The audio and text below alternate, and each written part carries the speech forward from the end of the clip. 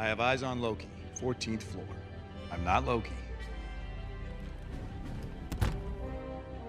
And I don't want to hurt you.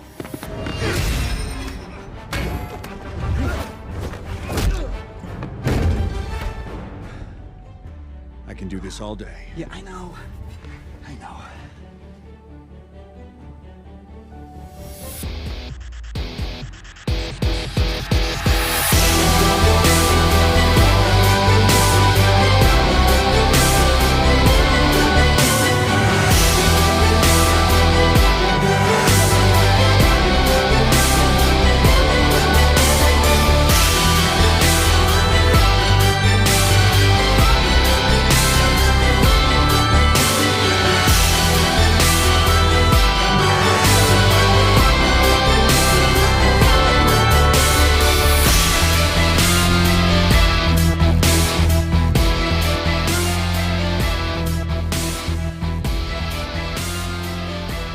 Welcome to the Objective Secure podcast. My name's Mike. Hi, I'm Emma. This is episode 67, Crisis of Faith.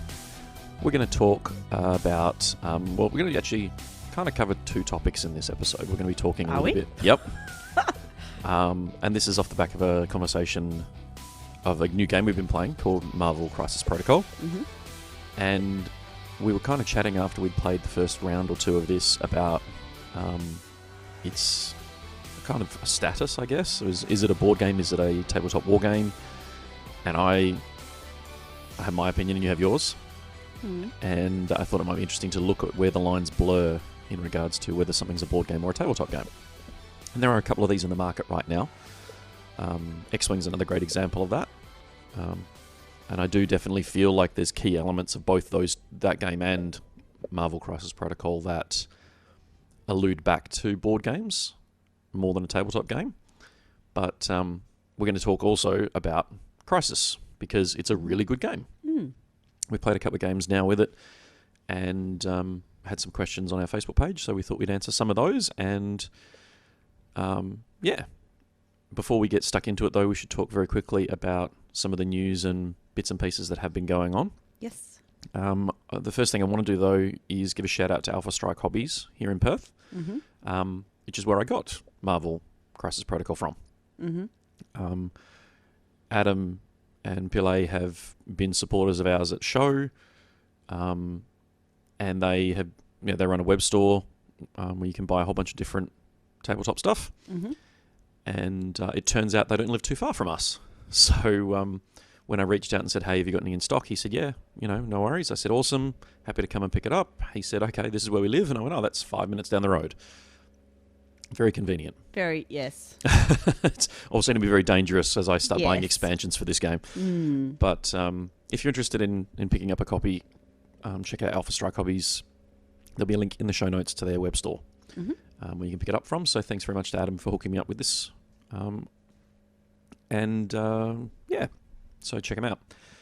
In the meantime, we'll jump to Games Workshop before I go back to Atomic Mass Games and Crisis Protocol.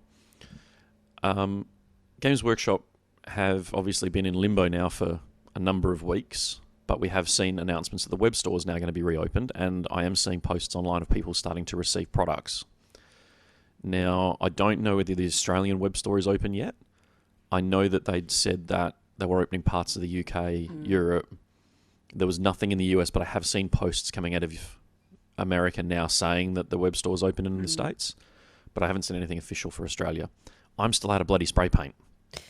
Yes. So if you saw a couple of the photos that we've put up of us playing Marvel Crisis Protocol, you'll notice that we are playing with grey plastic. Yeah.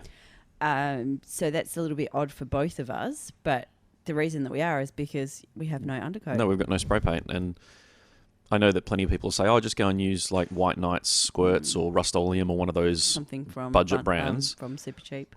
But you pay a lot of money for these miniatures, and I know how the other paints respond, and I'd rather use the right paint for the models because they are lovely models. Mm. So I'm hoping that we can have a local store open and maybe get some stock back in place reasonably shortly. I need a can of white and a can of Wraithbone if anyone's got any. If anybody's got any, they're holding on to it because they need it too. That's true. So the release kind of thing for Games Workshop has been a bit slow. We've seen a bit more from Engine War for 40k and little bits and pieces, but nothing sort of super major in the last couple of weeks since the last episode. What I wanted to talk about, there was 4 articles that they published that I thought were really interesting and worth talking about. The first was on the 30th of April, where they released a copy of the classic battle report Ragnar versus Ghazghkull. Now, this was Andy Chambers and Jervis Johnson from 1993. Now, this actually helps me nail down roughly when I started playing, because I actually have this White Dwarf. I've got a couple preceding this, so I'm going to say 1992 is my best guess at officially, if you want to put air quotes on it, started playing 40k, but I had models before that. So this was White Dwarf 158. Now, they started renumbering it a couple of times over the years, but 1993. And they've published the whole thing for download. Just the battle report with the 2 warbands and all the artwork and all the bits and pieces, which is really cool. The reason it's interesting is a lot of people complained that it was Ragnar versus Ghazghkull in the box and in the stories, and why wasn't it Yarrick doing it? Because Yarrick's the old adversary. Not a lot of them are even aware that this existed, and this was the original, kind of story for these 2 characters. And then around 3rd edition at the tail in early 2000s was when Yarrick and...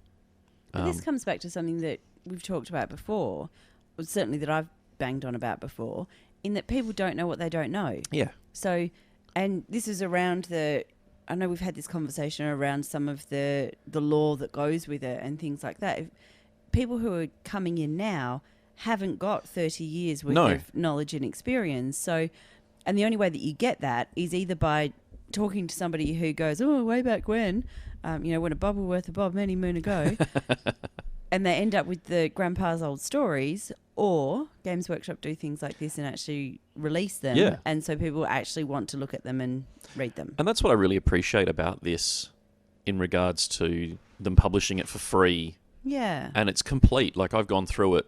It's got the scenario. It's literally the PDF out of the White Dwarf.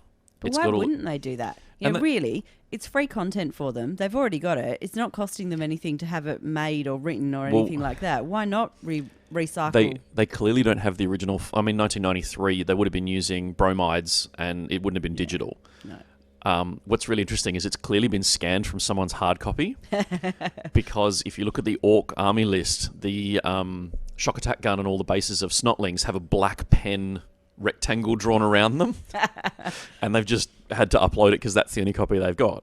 Somebody could have retyped that. No, it's a photo. So it's a photo of the army, which... okay, I see what you mean. So someone's literally got a White Dwarf and gone, high-res scan. And they've had to make do with that sort of rectangle drawn around it, which is really cool. Because that means this is someone in the studio, or someone attached, like somehow knows the studio, has a copy of this and went, does anyone have a copy? Yeah, I do. Here you go. And that's really cool. Yeah. Because it's from someone's collection. All they've done is basically put a little copyright Games Workshop 2020 on the bottom of all the pages to make sure that, hey, we've republished it. But it's a 16-page PDF, and it is the full battle report and everything. It's definitely worth checking out for a bit of nostalgia, because this is Rogue. Yeah, this will be Rogue Trader. So it's not nostalgia. It's nostalgia for you. Yes. History for everyone else. Yeah. Okay. So, yeah, go and check that out. It's worth looking at. Backstory, information, rather than nostalgia. Yeah. The next one that I wanted to touch on was an article they published on the 5th of May called Small Footprint, Big Warhammer Fun. And it's basically highlighting the not mini games, it's the wrong word for it, the sort of smaller games that are, 2-player. Again, they sort of skirt the line between tabletop and board game. Things like Warhammer Underworlds, Kill Team, Warcry, Blood Bowl, Warhammer Quest, even Aeronautica. Less so Titanicus, because Titanicus is kind of full-blown wargame. But it kind of talks to you about, hey, you don't have to be out there playing on a 6x4 table to get some gaming in. And I know a lot of people who live in apartments or, units and shared housing maybe don't have the space to chuck a 6x4 table up and play a game. And, we're fortunate that we do have space, but I also have someone else in the house I can play with. Teaching someone the basic version of Underworlds as a board game that you live with is going to be far easier than trying to get them to play 40k or Age of Sigmar. 100%. Yeah. So I like that they're trying to share some of those ideas, because you got to remember the web store, I think at this stage, is open for parts of the world for the date of this article. Yeah. But they're kind of highlighting it to the community that, hey, there's no sell here. It's like, have you considered these games? I mean, obviously there always is sell, but it's not a hard sell. It's a, hey, while you're stuck at home, if you want to get your Warhammer fix and you can't, have you thought about these as options? And most of those ones I mentioned just now. So, Warcry, Kill Team have sort of the fold-out boards that you get with the box games. Underworlds obviously has its own boards. They're not really boards, though, are they? They're, And these are some of the games that kind of skirt that. I mean, Warcry and Kill Team are probably closer, like in my mind, are tabletop games, albeit on a skirmish scale. Whereas Blood Bowl, Underworlds, Blackstone Fortress, all board games. Aeronautica, I'd say is a board game myself, but that's again because of the tiles and hexes and that sort of stuff. But yeah, it's good that they're not just plugging away going, here's the 40k releases, here's the 40k releases. They're acknowledging that we're going to... Well, I guess the thing is that from a business perspective, there's no point going, here's the 40k releases, here's the 40k releases, because they can't sell them. No. So where can they redirect people's attention to? And a lot of these board games are available on Amazon or local stockists and that sort of thing. That's it. And they're still going to make money from that. Not as much as they would if you go into a store and you buy a 2,000 point army and need all of the, all the things that go with it. But I do think that it's very much a very good marketing ploy. Yeah. So. And you know what? It might help you go, hey, you know what? Now's a good time to try that game out. I've been thinking about it. Why don't I? But yeah, it's good to see them giving some love to some of those more specialist game systems and reminding people that, hey, we do these and, hey, they're really good. Like, all of those games, the box games that they do, they tend to be good fun. They haven't, wind back a few years and maybe they weren't so good, but they've put a lot of thought and effort into the later releases and they're good fun to play. They did a highlight reel on the 2nd of May. Highlights of 2020 so far. Is it people's bedrooms and slippers and well, I will admit, radiator? I was thinking this is going to be a short list because it's all of 3 months, not even 3 months worth of releases, I don't think. And basically it boils down to, here's the Sisters of Battle range. Here's a couple of the characters we released. Here's... the new terrain piece that we released for the Seraphon, and here's Titanicus, and that's kind of it. So they're kind of limited in what they can, share with us, I guess.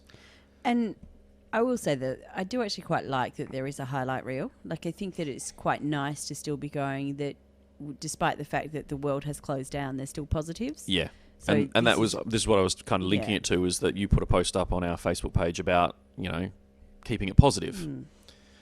Because it's very easy to get bogged down with we can't do this, we can't go here, we can't play this, we can't, So I think it was really nice for them to actually get out and do that.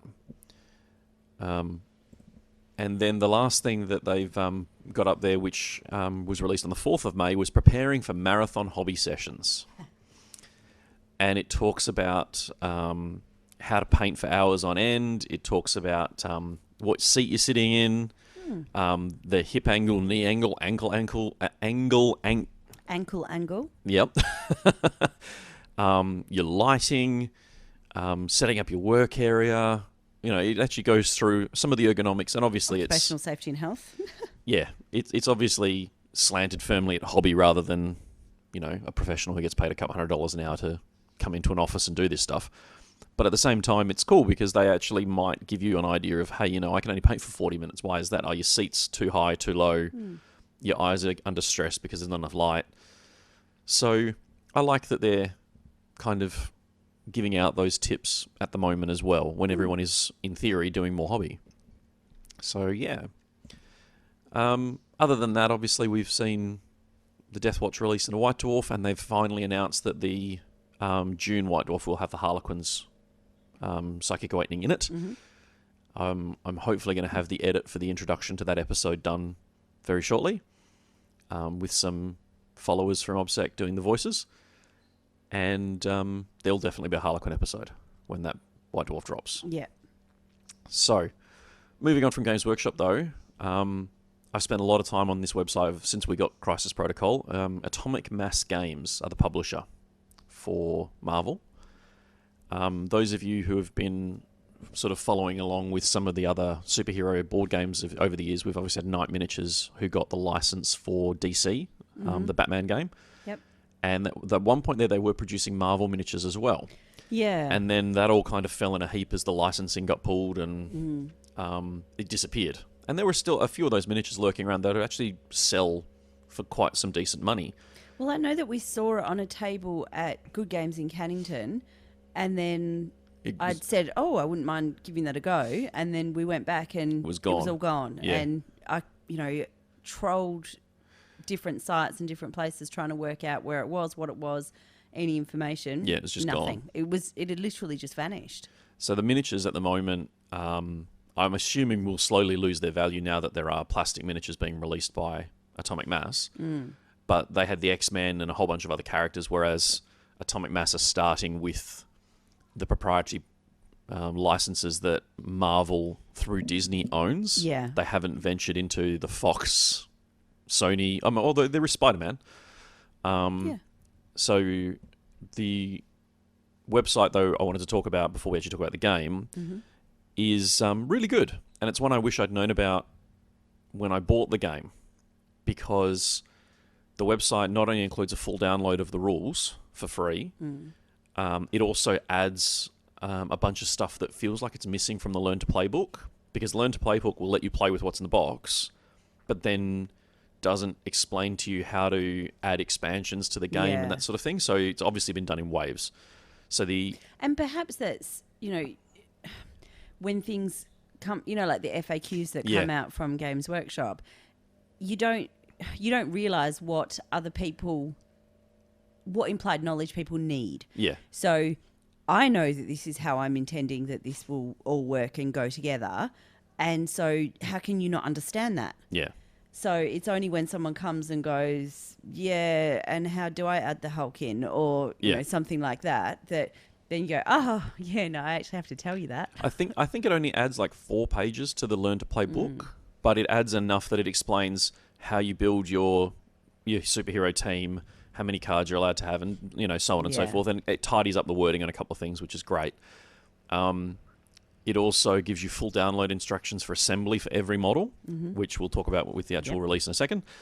It also has a section called Transmissions, which I really like because it previews the upcoming miniatures. It talks to the designer. It gives you some hints as to... It's kind of like Games Workshop's preview kind of thing. Yeah. But it also includes a lot of the artwork that they're doing for these models. So there's a new Black Widow that's about to be released. They've got the artwork for her, and the miniature is produced, design is meant to be the artwork. So the artwork's the design component of it. And it goes through and it's got them all the way back to the date of release. So I like that having seen the evolution of Games Workshop to this point, it feels like this company's gone, what are they doing right? Okay, let's just do that rather than trying to reinvent the wheel. So you can download the full FAQ, you can download the rulebook, you can download, there's an organised play pack, which I've been reading. Should we ever be able to organise play again? I already have questions to email them about the pack because, it talks about they only expect 8-player tournaments. Oh. 3 rounds, 8 players, and the pack that you can get from them for prizes only allows for 8 players. But it explains how every round is randomly assigned. There's no Swiss pairings and whatnot. Every round is random. So you could play the same player? No, it basically gets you to stack a pile of names in a pile of papers with people's names on it and just randomly pair them off. And if you played them, their name goes to the bottom of the deck and you pick the next one. It doesn't give you any method of scoring the tournament. It doesn't tell you how countbacks work or... I mean, in theory, with 8 players, you should only end up with one winner. Yeah. But it doesn't then tell you how to split, third and fourth, for example, or anything like that. So But there's an organised play pack, 4 pages, one of which is the cover. Yes. The reason I'm laughing is I've just finished doing an interview on a relatively new podcast called 40K Today, and one of the things I talked about was the players pack and that it is really quite extensive and gives people a whole heap of information. And this is 4 pages including. I know it's not a players pack. No, well, and that's there's I have some questions around their organised play format at the moment, but look, everything I've seen on their Facebook and everything, they're quite interactive, so I'll kind of message them and go, so how does this look? Because we've already got interest in WA for us running something for this alongside probably another game system. Yeah. So yeah, it's interesting to see. I think this might have even been a Kickstarter. I'm not sure, because Atomic Mass aren't Marvel. Yeah. So they're obviously paying licensing or some sort of relationship with Marvel. But I remember one of the locals here, Tim, saying that it was a Kickstarter. And the fact that it's already on sale so soon after the Kickstarter's interesting. I just realised that our cars have got wheels on them now. Yeah, I got our son, Lachlan, to put the wheels on it last night because I was planning on airbrushing those and then putting the wheels on afterwards. Yeah. And then just went, you know what? The wheels. Yeah. I'll just put the bloody things on or I'm going to lose them. Yeah. So it's not going to be hard to add a bit of black paint to them afterwards. No, exactly. Yeah. So yeah, there'll be a link in the show notes for Atomic Mass Games website, so you can go and check out some of the miniatures and some of the bits and pieces. You can also download the rules there. You can't get the character cards from there. They only supply the main rules there. And having seen what you get in the box and what you need for the characters and some of the tokens and things that you need for some of the characters, I understand why they might not give the character cards just yet. I'm assuming at some point we'll probably get like an archive as they update characters, because we're already about to see Black Widow Mark II released. And there's a whole bunch I found with Google that aren't on Atomic Mass's website for preview. So I've seen previews of stuff that they've clearly sent photos of to retailers and things like Thanos. There's a miniature coming for him. They've already seen the box art and everything for it, but there's nothing on their website. That's interesting. So we're already getting leaks. The company's this game's less than a year old, and we're already seeing leaks happening, which is entertaining. So yeah, a whole bunch of links in the show notes for all this stuff, so you can go and check it out. In the meantime, though, have you got anything to cover before we move on to topic? Just a plug for the podcast that I just mentioned, 40K Today. So it is a relatively new podcast that has started. They're doing daily podcasts. So they're just 15-minute podcasts. So as you can imagine, it was really quite difficult being part of that show, because I don't think I can do anything in 15 minutes or less. But yeah, so it was an interesting experience given what our podcasts are normally like. But yeah, so daily podcasts, and they cover everything. Well, this has been recording over 20 minutes now. Yeah. They basically cover a whole range of things, so around the 40K universe. So books. I think they had a recent episode which was about a book club. There's the art, there's gaming. It's going to be an interesting one as it grows, because topics in theory should be easy, because there's publication, like there's Warhammer community stuff that comes out and all the rest of it every day, but at the same time, and my understanding is that he's trying to have somebody different to talk to every day, which is a big ask. Yeah, so it's pretty awesome. Yeah, good luck to them. Yeah, definitely. I was having a look on their social media, which I'll have a link in the show notes for as well. They've got a couple of different people involved in the production. So, yeah, good luck. Definitely. All right, we'll take a break, and then we'll come back and talk some Marvel Crisis Protocol and the blurred line between tabletop and board game.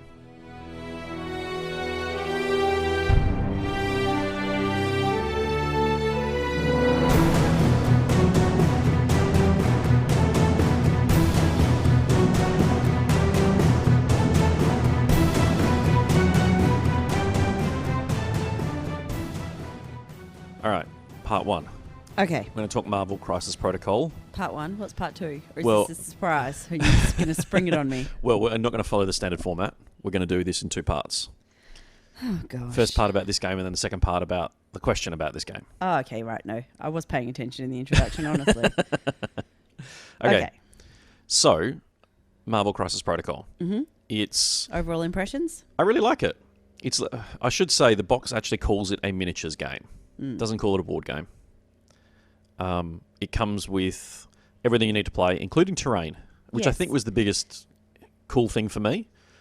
I mean, it's $150-ish, depending on where you buy it Depends from. on where you buy it from, yeah. I think Alpha Strike's 150.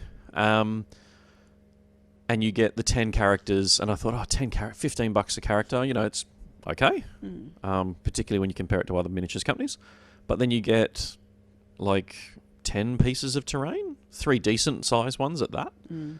And it's all the same plastic, it's all detailed, it's all, it's a game in a box. So we added some additional terrain, which you don't need to do. No. And yeah, I guess there's arguments for and against adding extra terrain. But what comes in it? So you get the two cars, you get the Daily Bugle stand, 2 street lights, 2 traffic lights, dumpsters, the 2 dumpsters, and the garbage bin. Yeah. So garbage bin. There's actually a little garbage bin that goes in there as well. I didn't see that.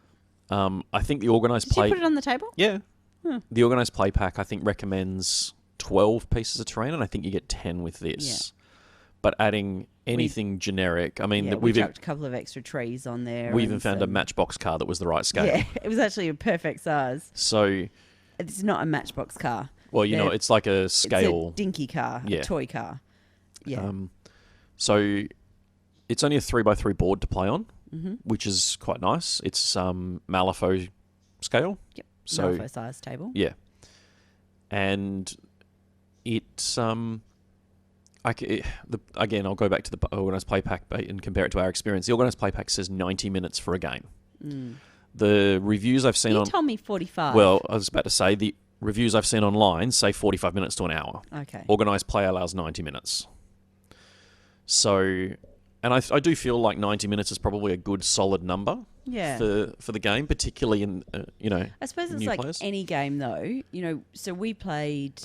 I'm chopping and changing here, but we played twice. The first one was very much an introduction game without.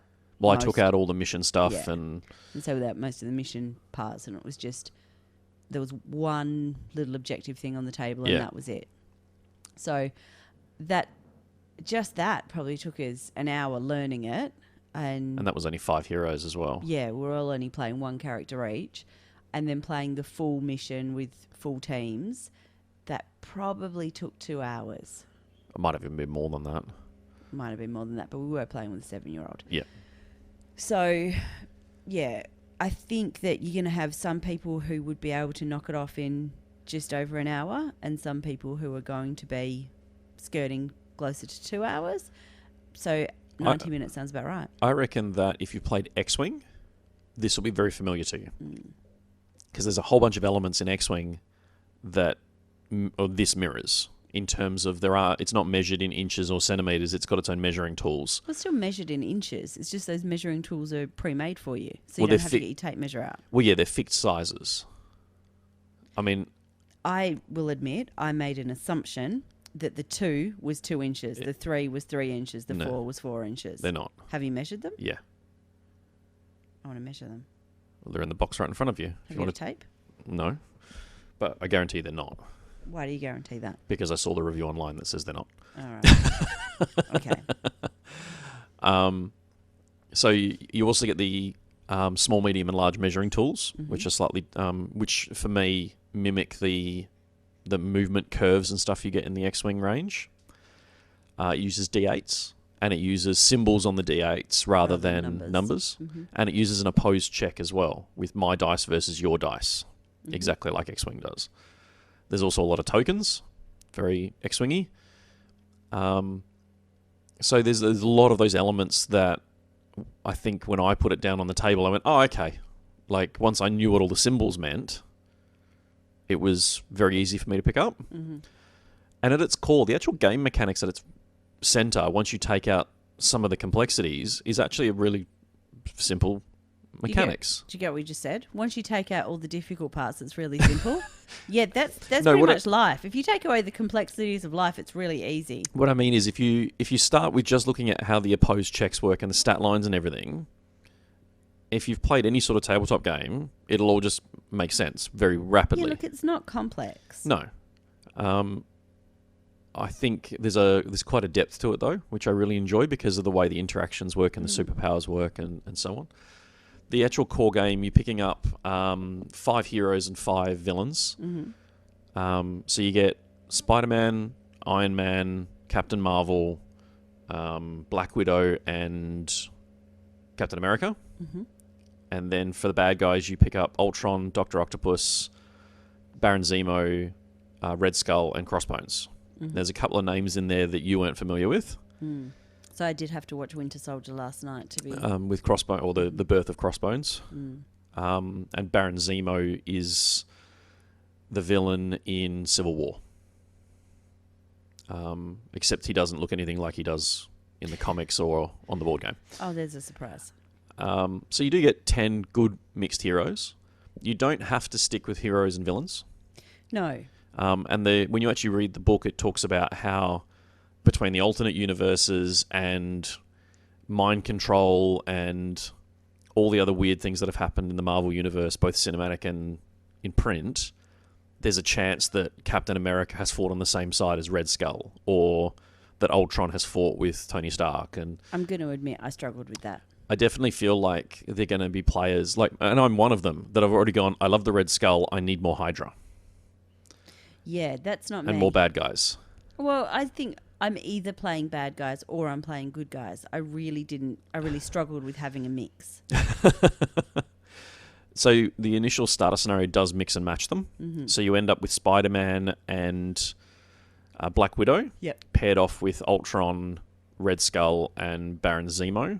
And then you get Doc Ock and Crossbones with the other 3 Avengers, Captain Marvel, Captain America, and Iron Man. So that was the first kind of, okay. There's some weird interactions there that happen because you've got a mix of characters. There are bonuses if you do run. They call them affiliations instead of factions. So if you do run an Avengers affiliation, then there are benefits to that with different leadership abilities and cards. There are quite a lot of tokens in the game because you generate energy to basically power your superpowers. And then there are different effects and different things to pick up and collect. I quite like those tokens. I find the tokens where you've got to put a token on a model to say whether you've used it or not. That just annoys me. Yeah, they do have activation tokens so that you remember who has and hasn't activated. And there's 5 models.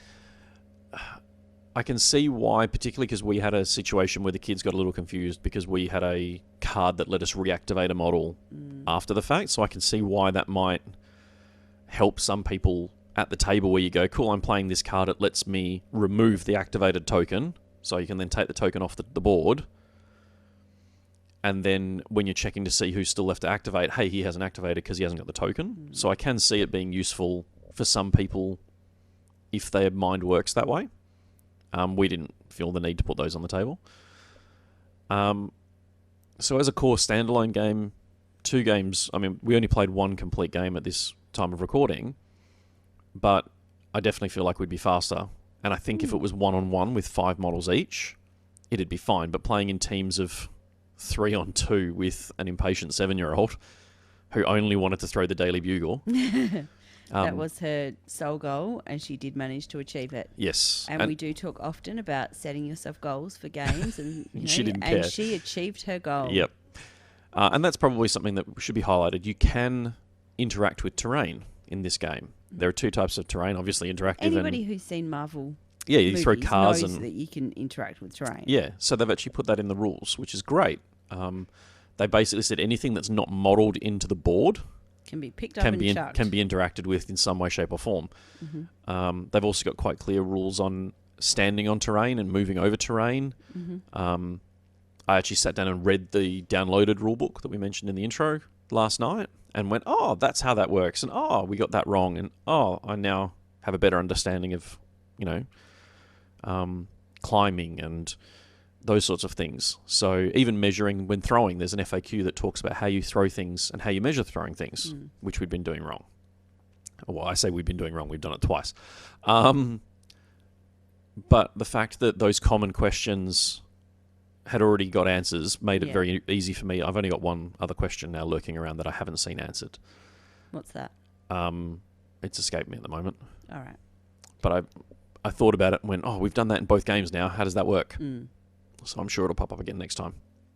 Do you want to go to some of the questions that we had about it? Yeah. I think we've covered them, really. So Wayne asked, is the terrain an issue? So as you said, no. It's a 3x3 table and the starter box comes with all the terrain that you need.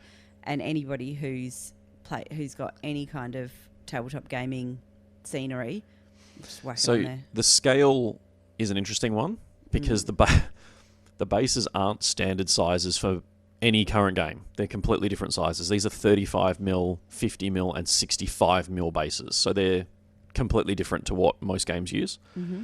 And I saw something posted online, and I can't verify it, but someone said that they were 40mm scale, which doesn't mean anything if you listen to the last episode Of our last of podcast. our last podcast, because that's not a measurement.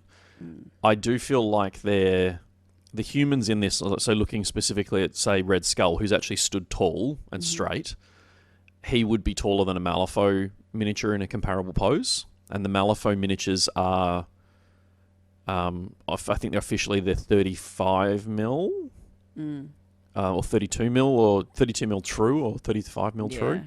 So these are definitely scaled up slightly, but they're, and you put them beside.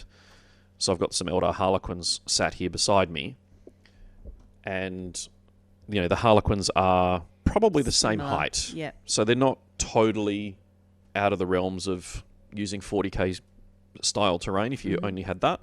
I think the Dark Knight terrain range would be fine. There's plenty of 3D print and MDF and those sorts of ranges out there that you could easily buy for. Yeah.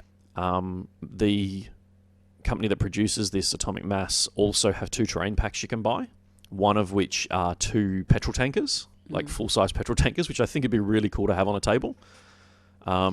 We've actually got a petrol tanker in the farm set in the playroom. But that's what I really like about this scale is I actually think there's a because lot of toys out there that you could pick up relatively cheaply. Well, that's what I'm just thinking. I reckon that and the just petrol tanker that a we've few got, drops of super glue to hold it all still so it doesn't roll around on the table. the petrol tanker that we've got is about 12 years old. It's not rolling anywhere anymore. I think the wheels are flat. So, But yeah, like it's actually at a scale where going down to your local, dollar store would be, and finding some cheap toys. I don't think there is a dollar store in Australia anymore. Well, you know what I mean. Like I do know those what you those mean. sort of budget Variety shops. yeah. You'd definitely be able to find stuff that would be the right size. Yeah. The other terrain... Although, saying that, it may actually be cheaper to buy the terrain packs. Well, the terrain pack, I think, for the 2 tankers is about... I think it was about $60 when I had a look. It's probably not.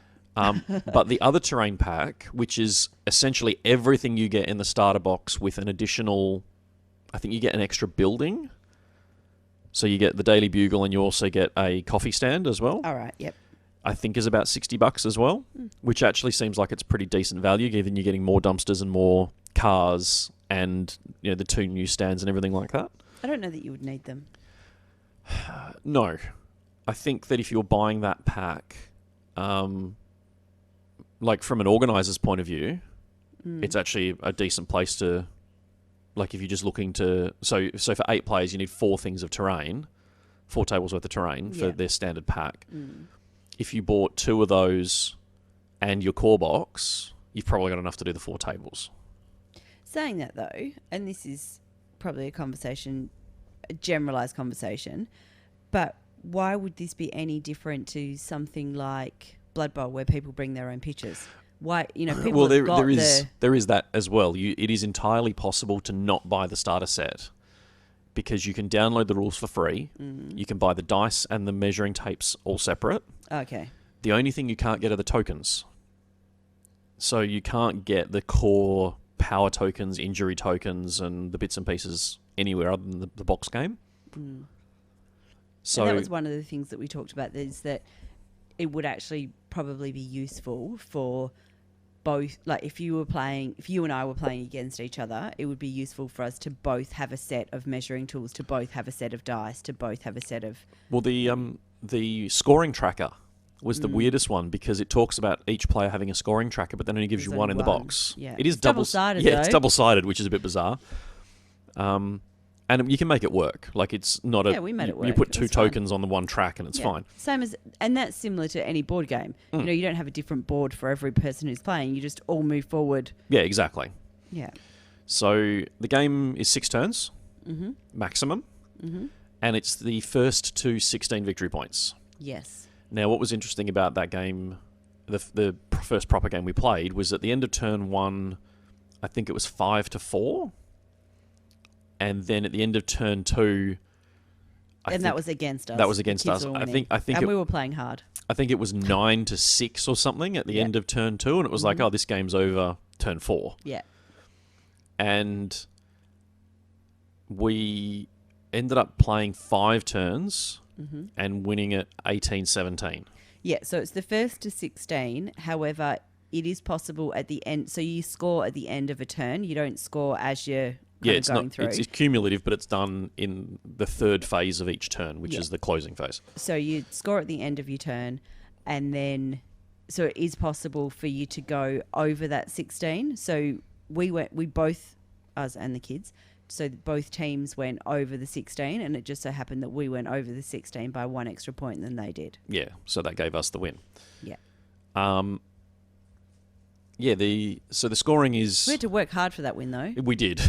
It required some tactical thought. And like I said, after the game, if the kids had done something slightly different, it would have been a reversed result. Yeah. So, and I did honestly think at the end of turn 2, okay, this is done. Like, that, we can't recover. But what I found really interesting with the way the scoring and the mechanics work is because there are some objectives you can pick up and score with, and then that you have to be holding to score, and then there are others that you can't move, but you have to be within distance of. Yeah. It meant that you could go, okay, cool, how do I stop them scoring points? Oh, they've already activated, so if I do this to them, I can make them drop that token, which means at the end of the turn they don't score that point. If we do this, then we can finally kill Captain America. No, we He's damn well can't. He's a bugger.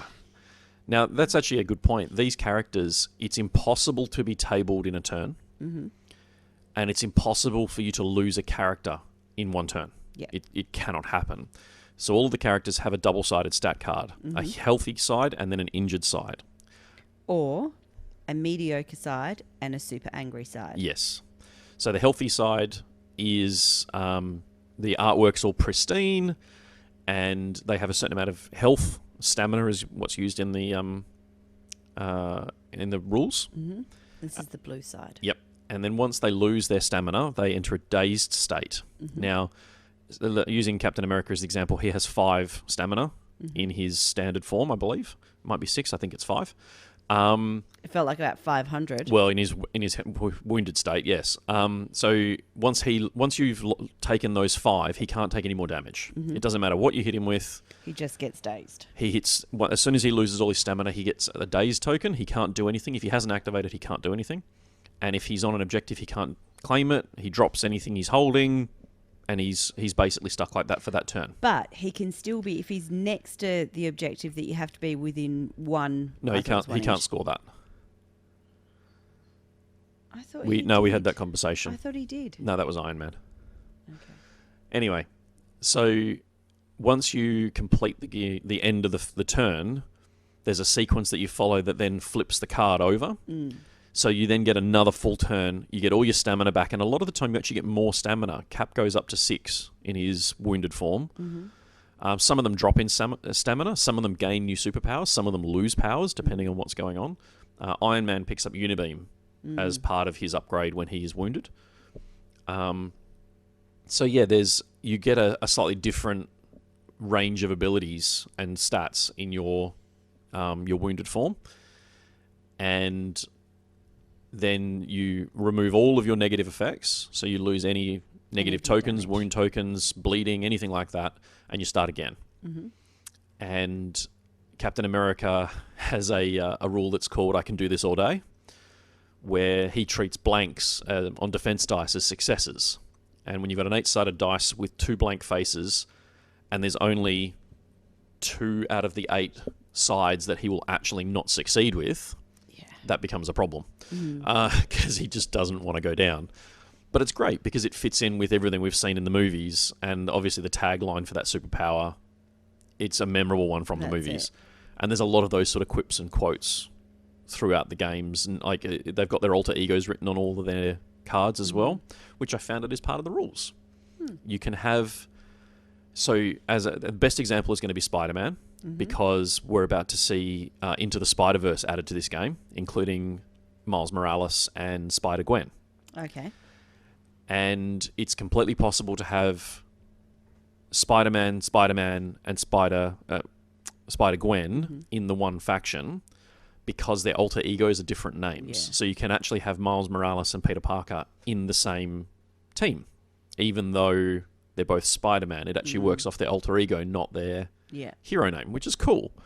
And it opens the door for things like some of the heroes who've moved in the cinematic universe or even in the comics where you've had multiple people wear the suit. So we could end up in a situation where we have Bucky Barnes as Captain America, because in the comics he does actually become Captain America at one point. There's same with Sam the Falcon, who becomes Captain America. Same thing. You could have 3 Captain Americas in one team because they've all got their alter egos and they would have different stat cards, which I really like. It means that you can play out whatever, if you're hung up on... I really don't want to play against 3 Captain Americas. Well, I mean, in theory, they would have different powers and abilities, because Captain America, Steve Rogers, had the Super Soldier Serum.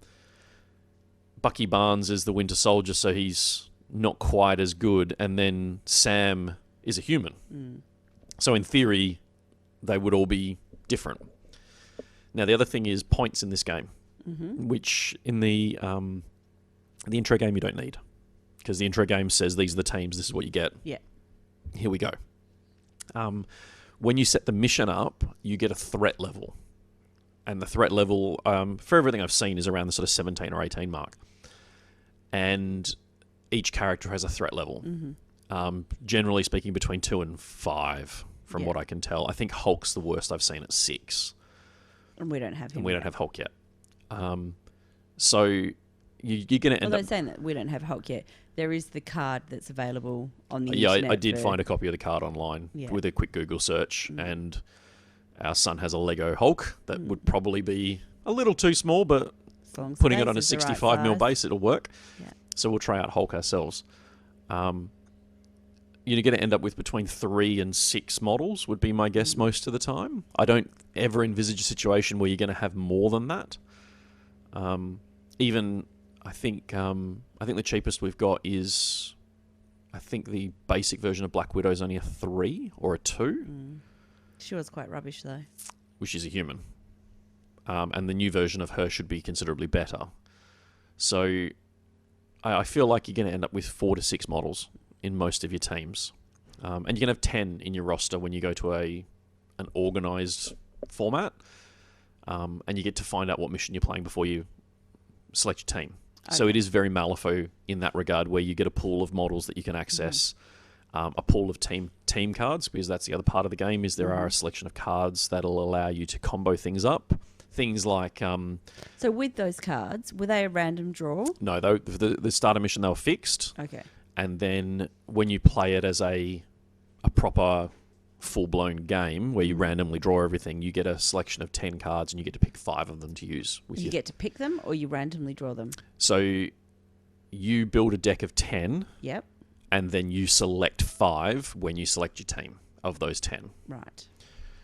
So again, you can. So if you've got 5 models that are Avengers and the other 5 that are a mishmash, you can afford to put a couple of the Team Tactics Avengers cards in if you think that's going to let you win the game. So things like Captain America using his shield to deflect Iron Man's repulsor blast is a card. It's called Ricochet Shot.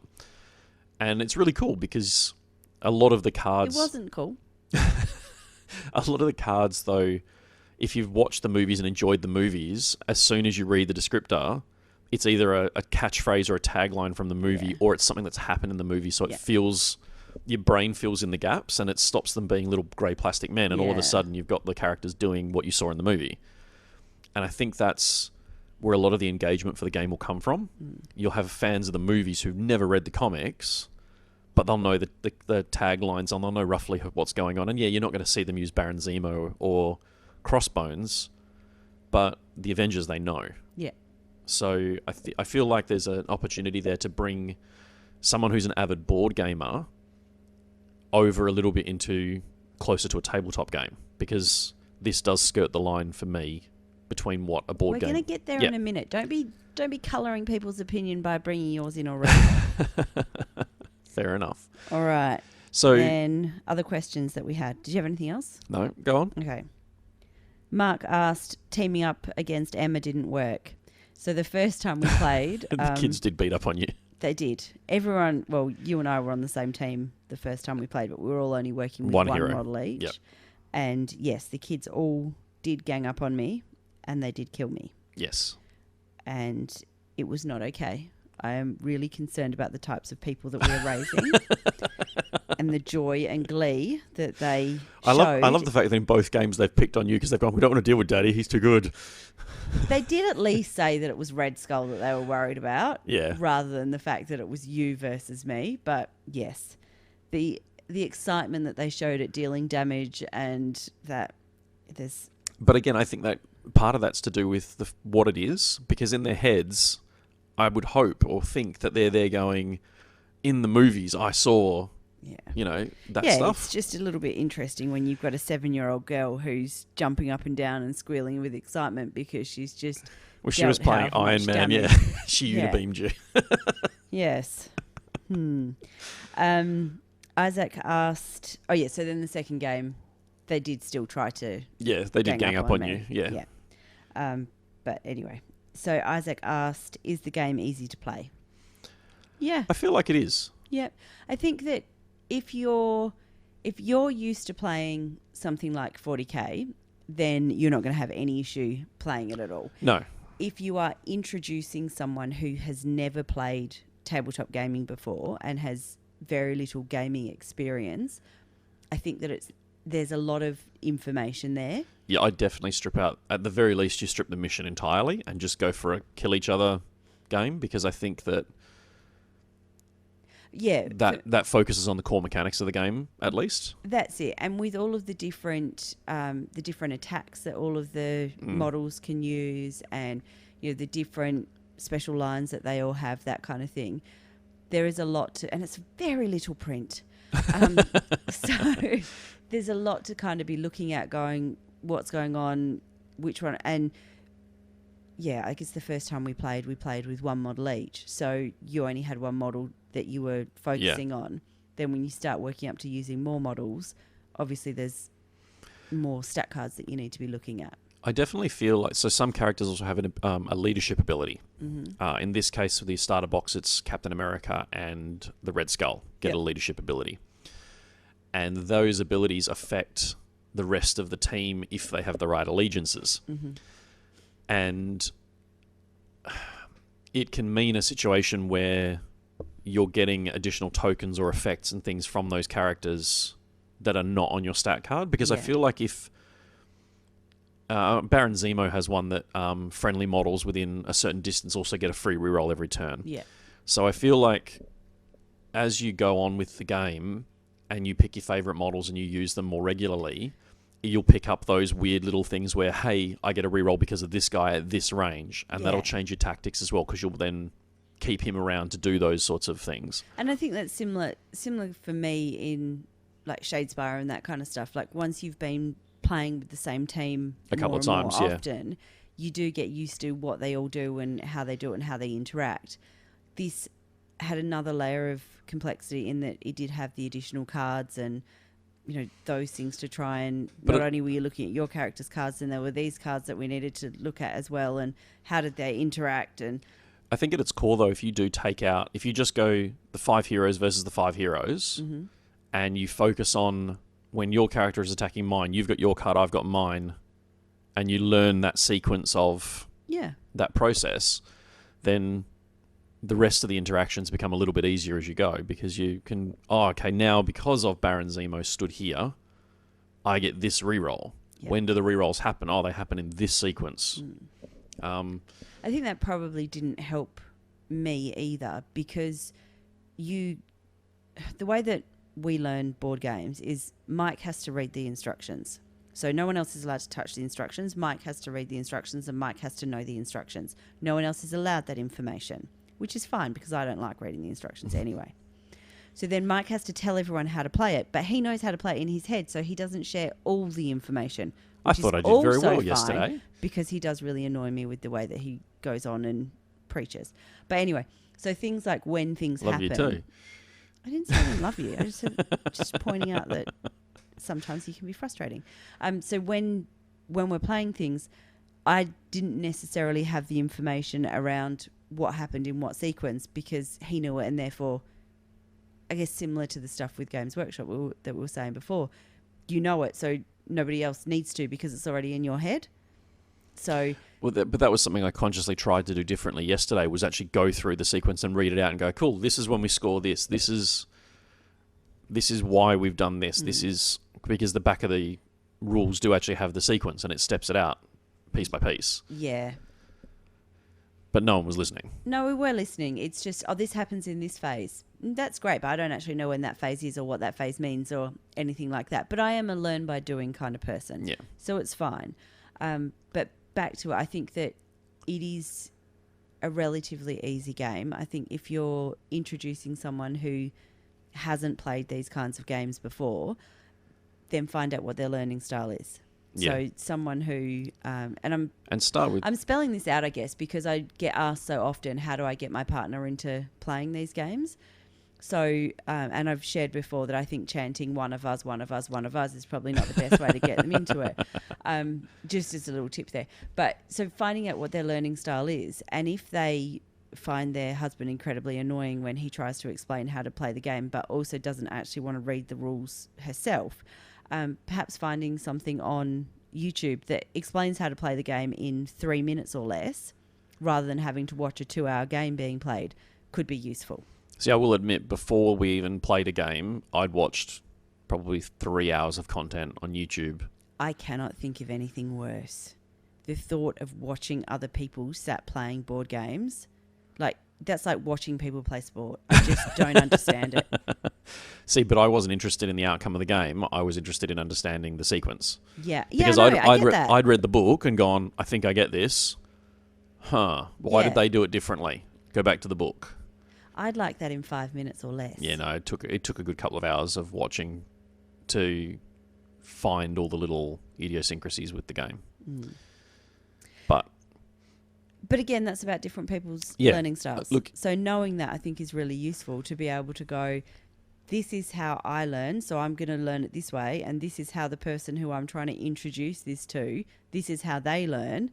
So how can I introduce it to them in a way that's going to work for them, so that we're not going to end up in a massive fight and we're not going to hate this game that we've just dropped $200 on by the time you've paid for all of the paints and everything else that go with it.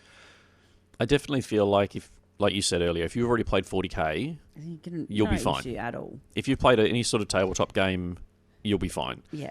If you're a board gamer coming into this, I would cut back sections of the game. I'd probably just play a beat 'em up to start with. I'd take out all the mission stuff, and I'd focus on learning the core mechanics.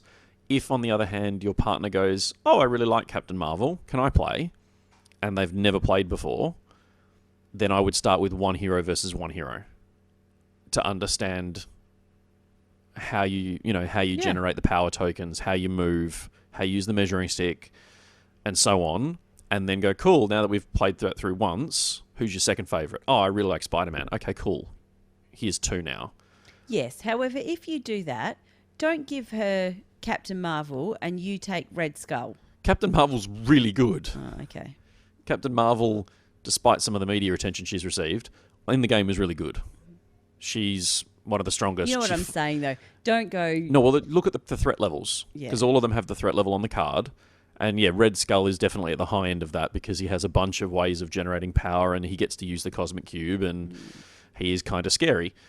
If they take Black Widow, then you have to take someone like Crossbones or Baron Zemo as opposed to taking Ultron. So or Captain America. Or yeah. So yeah, I definitely think cutting it back, and especially for kids as well, the younger kids who maybe aren't as familiar with this sort of game, let them pick their favourite hero and then take something that's comparable. And then let them throw the Daily Bugle at someone. Yeah. As soon as they get to throw a car around or something like that, they're hooked. Because Or as soon as they get to beat up their mum and jump up and down with glee. I did enjoy the dynamic terrain thing because the line of sight rules are pretty clear, the terrain rules are pretty clear. Even moving over terrain, it literally says if your model will sit there, it can be there. If it can't sit there, if it sits, it fits. Yeah. And because of the way the terrain's built, like the roof of the Daily Bugle, It's very much it's square. About the rule of cats' lives, isn't it? Even the cars. Like, there's no convertibles here. They're hatchbacks, and they're relatively smooth hatchbacks. So getting a model stood on top of a car is completely fine. The dumpsters, they're all square. Yep. So, yeah, moving across the board is relatively straightforward. Mm-hmm. I did discover last night what climbing means after we played the game. So you can't just willy-nilly move over terrain. Mm-hmm. So that's good stuff to... And I think part of that's to do with the way they've worded the rulebook. Mm-hmm. It's not clear until I read it 2 or 3 times and I kind of went, oh, okay, I get it now. Yeah. It also makes fly. Things like Captain Marvel, who has fly, or Spider-Man with Wallcrawler, they have ability to move over terrain as if it's not there, which is great. Now I understand why you need climb, because everyone who doesn't have that has to climb. Has to climb, yeah. So I was just laughed because, a 7-year-old read that she had infinity fly, and so thought she just got to stand there and have Captain Marvel hover. Yeah, so she stood there holding it 3 feet off the table, yeah. Okay, Carl, I think we've covered this. Carl asked, is it fairly straightforward game, easy enough to pick up and play? Carl, for you, 100% yes. Vince asked, how long do we expect an average game to take? As we said, I do think 90 minutes is probably a good guess. Yeah. I reckon the only time this game, I feel, is another one that's going to be very similar to Underworlds or even Malifaux, in that there's a very real risk of it bloating out of control. Because... So we've got the core box, which is fine. The Guardians of the Galaxy are all coming. Yeah. T'Challa, Killmonger, and the Black Panther characters are all either released or about to be released. Mm-hmm. I've seen previews for the Green Goblin. The Spider-Verse characters are all coming. Corvus Glaive and and Thanos. So Thanos and his Black... Yeah. The Black Cabal, I think they're called. The four evil apocalypse minions that he has in the movies. I can't think of their proper name now. Anyway, they're all either on pre-order or about to go on to pre-order. And they've included rules for the Infinity Gems. Huh. And the Infinity Gems will count as characters when you have your roster of 10 characters. So if you want to have Corvus Glaive with the Time Stone or Doctor Strange, you can have Doctor Strange, or you can have Doctor Strange and then use one of your character slots for the Time Stone. Oh, wow. Now, there's a real problem there because I haven't seen the cards for any of the stones. Yeah. The stones are either going to be way overpowered and really hard to balance in the game, or they're going to have to be really toned down to make them in any way, shape or form balanced to use on the table. And something like Thanos, I don't know if Thanos has the Infinity Gauntlet. And if he does have the Infinity Gauntlet, does he have the Infinity Stones? Can he have all 5? Yeah. What happens? 6? 5? 6. So I think there's a very real possibility that if they're not careful when they make the releases for these models, that some of them will end up slipping through the cracks and just being really, really broken. Yeah. I mean, Hulk at the moment looks pretty scary when I looked at the card. But like the new Black Widow, the miniature looks fantastic. I love the new miniature more than I like the existing one. But looking at the write-up for her, I don't know why I'd ever take the old one. Yeah. So the new one had better cost way more threat than the old one to give me a reason to take the old one.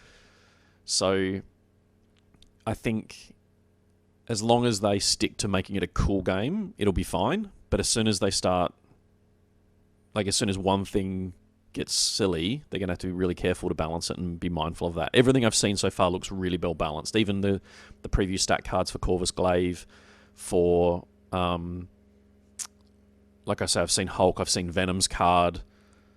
None of them feel like, they all feel like they should behave on the table the way you think they should. But at the same time, none of them feel like they're just going to... I mean, Hulk looks pretty scary. But he's also balanced by the fact his defense is almost non-existent because Hulk doesn't care about defending himself. So there's... Yeah, I think that at the moment, the game looks really well balanced. One last thing. As you're talking about all the different characters and the different models, I didn't build any of the models. No. So how was the building? So Charles, yourself and Charles had a bit of an online discussion around building the models and how some of them have got some really tiny bits and an online numbered version of something. So the Learn to Play book that you get in the box gives you the instructions as well. Mm-hmm. With the no instructions on how to build the models? Yep. Mm-hmm. With absolutely no numbers in order to build them, but all of the sprues have numbers on them. Ah. So using Captain Marvel as the example, her upper arms are a separate piece to her forearms. So you've you've basically got these two bicep-shaped upper arms, and if her pose, if you look at the miniature, is identical left and right, so she's kind of bicep curled up. One is slightly different to the other, but you have no idea which belongs where. Yeah.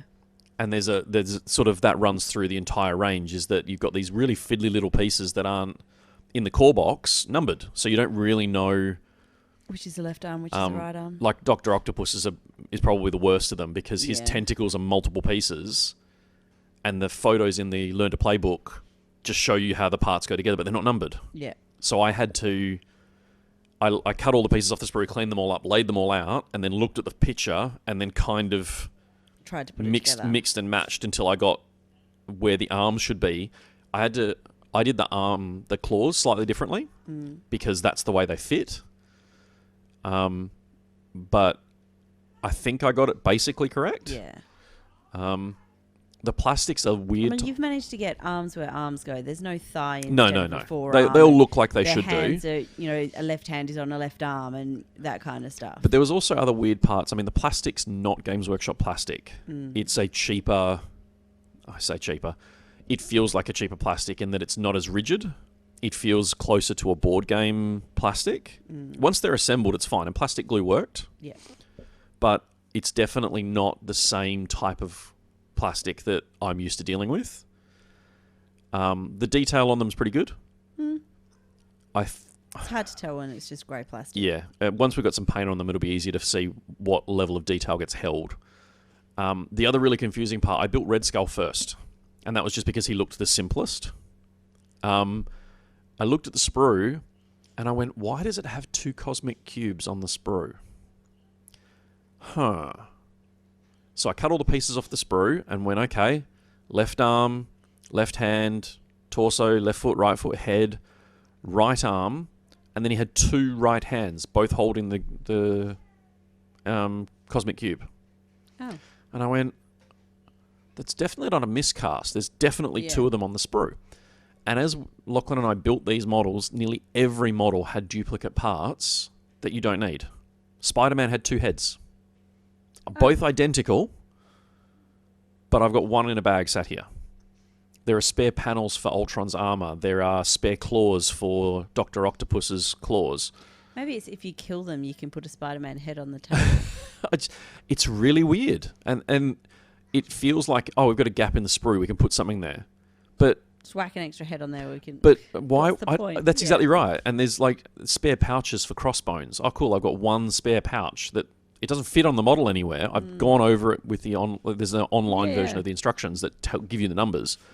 Because the numbers... And that was my point, is if you are going to build this, then jump on the online instruction book and use the numbers so that you can have a bit more help putting it together. And I honestly thought that I'd missed parts. But when you actually look at the sprue... Well, no, I think you'd notice if Spider-Man didn't have a head. But things like the extra pouches on crossbones, I went, it has to go somewhere. Yeah. But on the sprue, they're numbered the same. Oh. The same with the cosmic cubes. It's not like they're 14 and 15 on the sprue. They're both 14. So you're left going, well, why have I got two of them? What? That confused me because I thought, if it's an optional part, like one where he's got the cosmic cube and one where he's One where he holding a doesn't. skull or something, then that'd make sense. But that's not what the kits are. So there's a few of those little oddities that I found quite interesting when building them. They went together pretty well. A lot of them have the little lugs, kind of like the Easy Build Games Workshop models, where you've got like a port on the inside of them that slots them together. Yeah. My suggestion, like I have with those Easy Build ones, is to trim off a little bit of the lug, just so that when you put glue in and you create that vacuum, so that pocket of air that's going to get trapped in the lug, your glue still has a chance to sit in and bond, and you don't have it squeezing out the sides and making a mess. But the tolerances were all pretty good. They all, like I say, I built half of them. Our son built the other half, and they all went together pretty well. There's no visible defects in any of them. So once we've got some paint on them, though, it'll be interesting to see how they come up. I did notice there's a couple of mould lines that got missed in the build, but they're actually pretty good for that. There's actually not that many. Dr. Octopus is the worst, but that's because of those big tentacles. Yeah. So that's the only thing is that, and it's the reason I'm mentioning it is because Vince actually on one of our Facebook pages recently asked, is that what do people suggest for trying to stop their kids getting into their models?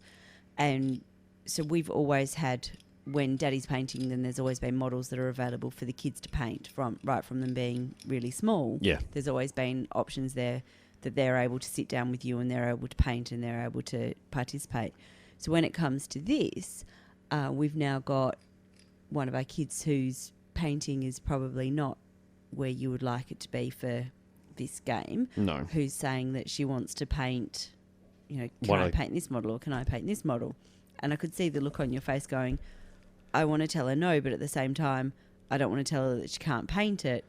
What do we do with that? So we're sort of going, okay, well, we think we're going to talk to, someone like Emma from OTP and get 3D modelled. Alternate sculpts. That's it. Yeah. And that can be your special one.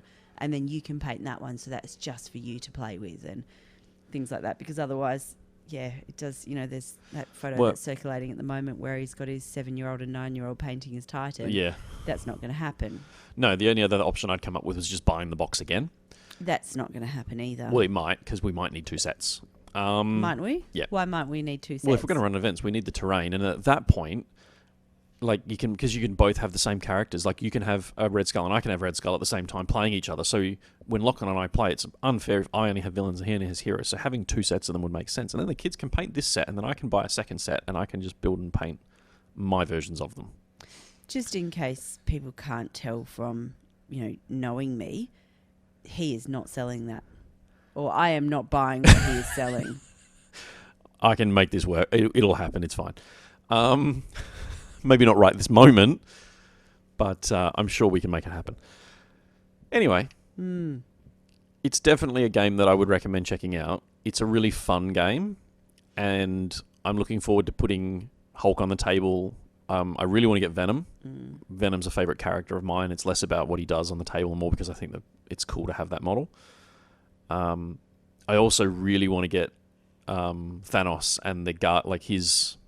I can't think what their name is. I want to say it's the Black Cabal, but I don't think it is. And see what their threat level is, and then try and get the Avengers of a similar threat level and see what happens. Like those sorts of recreations could be a lot of fun. Anyway, we'll take a quick break, and then we're going to talk about whether this is a board game or a tabletop game.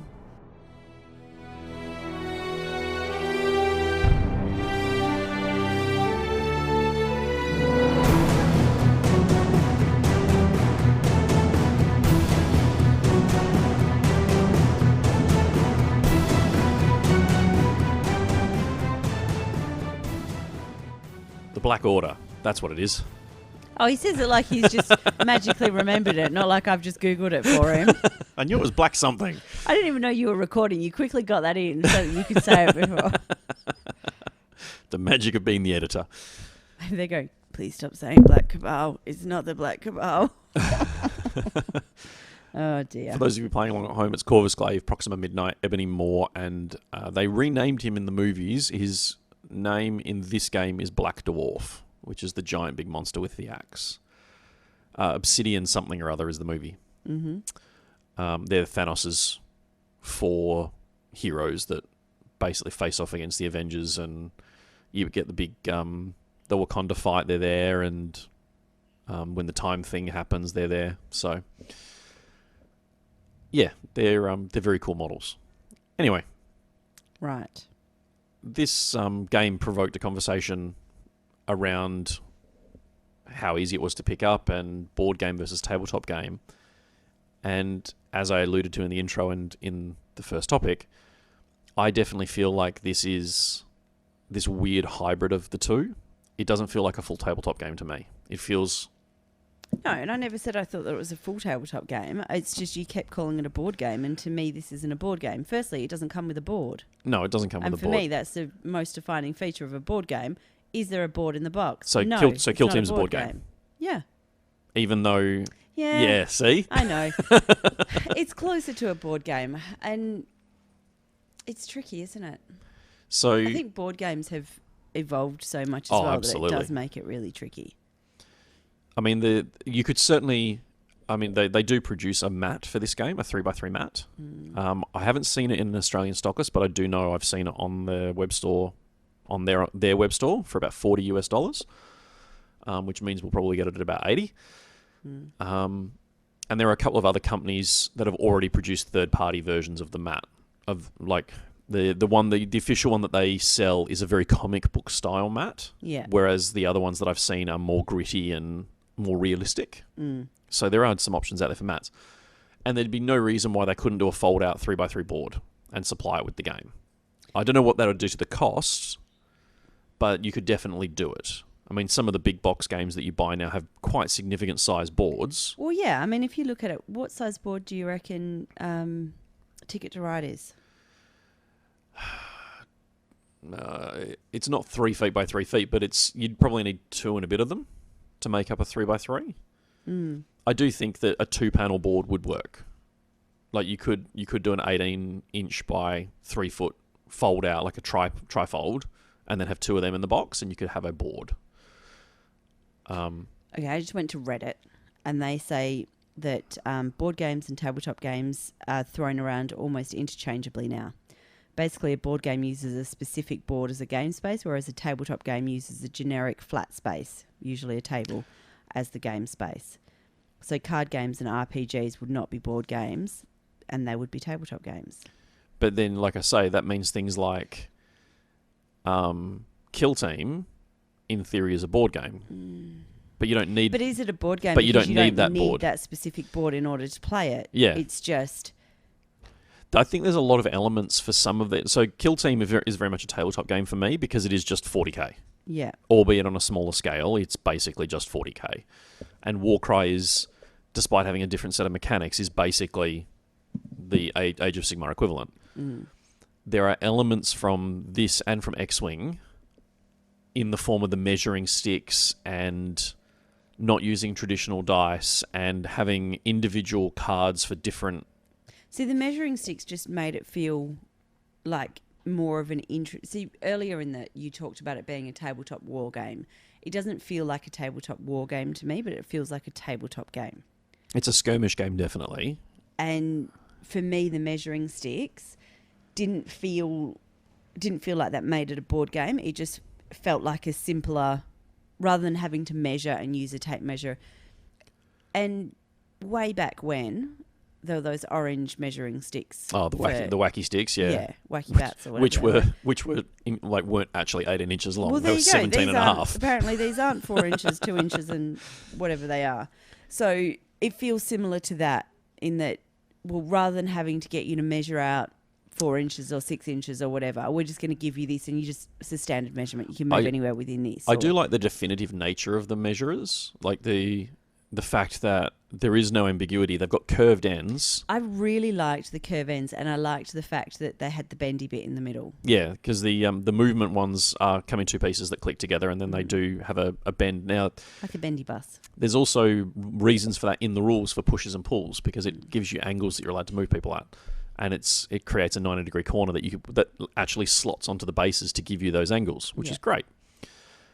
I just felt like we are getting this weird space within the community for some of these games, and this game and X-Wing are the two, like I said earlier, that kind of ride the line a little bit, where there are very distinct board game elements in the form of the tokens and the scoring mechanics, and like even the scoring tracker token, the first to 16 points wins. Like, that's not a tabletop thing. Like, there's no other game in tabletop that I can think of off the top of my head that says as soon as you get this many points, you win. I mean, there's a win condition in War Machine where if you kill the enemy caster, it's an instant win. But 40k, it's not the first to 20 points. AOS is not the first to 20 points. You know, Infinity, Malifaux, even X-Wing doesn't do that. None of them do that. But so for me, the scoring mechanic feels like a very board game component. That's the only part of it that feels board game to me, is that you're putting the only part is that you have to put a token on so it's basically just, you've got 8 squares at the top and 8 squares at the bottom, and it's numbered 1 to 16.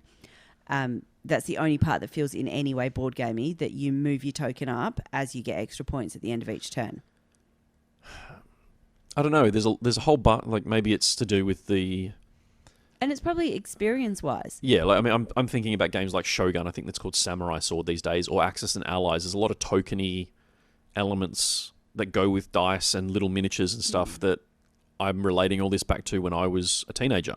Those board games that I was those big box games that this feels very similar to. Yeah, see, I don't know those games, but thinking about games like Zombicide and things like that come with the miniatures. This doesn't feel like that. That feels like a board game, and it feels like it is starting to skirt a little bit into it is obviously a miniatures game. It feels like it's starting to skirt a little bit into a tabletop game because it does have the miniatures rather than just little cardboard cutouts. Yeah, but that still feels very much like a board game, and I think that's because you're unfolding a board game and you're following a very I don't know how to say this. Let's say you're following a very set sequence of events. And you are, I guess, in a way with this as well, but it's also, there's much more strategy in this. Well, there's a level of dynamism that you're not just moving from square A to square B. Mm-hmm. You have complete flexibility in where you move. So that's exactly it. And that's what I was thinking, one of the big differences between this and something like Underworlds is Underworlds, you've got the hexes and things like that. So you have to move according to certain patterns. Whereas with this, obviously, you can move anywhere. You've got options so it's your turn, it's my turn, but I can move whichever of these 5 models I want to move. I can move them in whatever order I want. Whereas on a board game, it's very structured with what kind of order you use for your turn. Yeah. And I think, for me, there's a lot less strategy in a board game. Even with the most strategic board games we have, you're not necessarily having to look at different stat lines and how they interact together and how they interact with what are those other cards called? The teamwork cards. Yes. Yeah. Okay. Not how they're interacting with teamwork cards as well. Like you've only sort of got 1 or 2 things to look at. Yeah. So. Look, if I had to choose for Crisis to be one or the other, for me it would fall into the tabletop category. That's interesting because you said board game yesterday when we were discussing but this. It does feel, there are parts of it that still cling to me like saying it's a board game. There are, and I've said it a few times now, between the scoring mechanic, the dice having symbols and results driven by the symbols rather than numbers, and then... But isn't that the same with bolt action? Don't they have dice that are symbols? Don't you stick your hand in a bag? That's only for initiative. That's only for seeing who moves next. Bolt action people who... But it's still the same kind of thing. Like, not all dice have numbers on them. No, but the dice that are pulled out of the bags for bolt action are never rolled. They're orders dice. Well, it's still a random draw. It's still exactly the same. Just because you're not rolling them, you're pulling them out of a bag that you can't see. It's effectively the same as rolling a dice. I think maybe I'm getting hung up on the measuring side of things more than anything else. Because 90% of the tabletop games that I can think of don't use preset measuring sticks. The only ones that I can think of off the top of my head that do is this and X-Wing. And 40K used to. No, 40K's never used it. But it had them. Well, no, it had them in the starter box in case you didn't have a tape measure. And it was And- marked out as a 1 to 18 in inches, which were incorrect. But there's never been a rule that says use the stick. It always said use inches. Yeah, I guess for me that doesn't make any difference. It's an arbitrary measure. It doesn't matter what you're measuring or how you're measuring it. You can move, and I know this is you can move short, medium or long, and you can fire, or your attack is within, Range 2 to range 5, generally. 2, 3, 4, 5. I assumed they were inches because I'm so used to talking about 40K where everything's in inches, so I made an assumption, and they look roughly to be. Not even close. Actually, the 5 is probably quite a okay, maybe it's 2 inches to... The 1 is a 1 inch. Yeah. And I think that's probably where I've got that from, because you have to be within 1 inch of 1 inch of the different tokens to be able to pick them up or to be able to claim that objective. Yeah, and I think that's the other thing as well, like that there are different objectives on the table that you have to go over, and so that feels like the objective markers that we have for 40K and that kind of thing. I just think it's interesting, and I don't think it's a bad thing. I should point out that both X-Wing and this game are really good games. It doesn't matter what you call it. It is just... Yeah, it's just interesting that it definitely feels like the tabletop gaming games that we are seeing evolve and be re-released and expanded upon now are taking some of the best parts of board games and using them to make the tabletop games better. Yeah. Because I feel like that's... Like, I don't object to the idea of it being a first to 16 point limit. I actually think that makes the game more intense, because when we realise that at the bottom of turn 3, hang on a minute, they were 2 points away if we don't do something in turn 4, they win. Yeah. I think and you do get a little bit of that for 40K where you can kind of keep track of what you've scored and what your opponent scored. But because there's no arbitrary number that's the first to this and then the game ends... Yeah. All you're doing is trying to focus on how you can minimise their score and maximise your score. This was a hard limit of, oh crap, I've got to... Yeah, you can't just dilly-dally and wander around. You've actually got to be decisive, and it makes the game more intense as a result, and I think that's a good thing. So, I think one of the things that I got a little bit hung up on was that for me, because I don't have experience playing 40K and don't have experience playing the much more complex tabletop games, and 40K, it is a really complex game. There's so many different things that you're trying to keep hold of, as well as your sequences, but different ways that things interact with different things and special rules and all of those different things. And you're not only trying to keep hold of yours, you're trying to keep hold of your opponents as well. Plus you've got objectives and stratagems and all of those different things. It's a really complex game. So you coming in and playing something like Crisis Protocol feels really basic and really easy to you. Me coming in with no experience at that much more intense, complex game system, coming into this, having to read different stat lines, different actions, different attacks, and then having to hold all of that and looking at how they interact and looking at the team cards and also being aware of where the different objectives were and what your who I was fighting against and how many health points does he have total, how many have you got left, which one's going to be the most strategic attack to make. That felt really complex for me. So Okay. as far as introducing someone to tabletop games, this feels like a really good stepping stone into it. And it's definitely, it's not a soft entry point, No. I think if you start, I don't want to play a game that's going to take me 3 hours. Like I said before with the YouTube game, I don't want to sit and watch 3 hours of YouTube for how to play a game. I don't want to sit and listen to a podcast that goes for 3 hours. If I'm looking for something and I'm on YouTube, I'm going to look for something that's less than 10 minutes. If you're looking for it, you're looking for something that's more than an hour. Yeah. So we have very different styles and very different with our entire life. So I'm the same with games. If we're going to play a game, I'm going to pick Love Letter because I'm absolutely exhausted and I know that we can play a fun game of Love Letter and we can play 3 or 4 rounds of that in 20 minutes. I'm not going to go let's play Catan, which is going to take an hour and a half with 3 kids that are arguing over whether or not I'm going to give them wool. Like, I just, at the end of the day, I don't have the mental capacity to play Catan. I do love Catan. I'm just, but playing something like this, it's really complex for someone who's never played a tabletop game before. But it is a really good way to introduce people to get them used to having to look at different things and being aware of different things and strategy that goes with it, that may then potentially mean that people are more likely to join you in a different tabletop game that's perhaps a bit bigger and perhaps a bit longer. And, this is apparently 45 minutes to an hour and a half maybe, as opposed to looking at a 40k game, which is 3 hours. Yeah. 5 if you're chatting and drinking while you're playing it. I should also point out that while, yes, I did find this easy to pick up in my head and track it along, I actually think it's got quite a layer of complexity and depth to it that it would be fine for me to sit down and play games with you and the kids, but then in the same breath go to a tournament and have really complex, interactive, technical games with as well.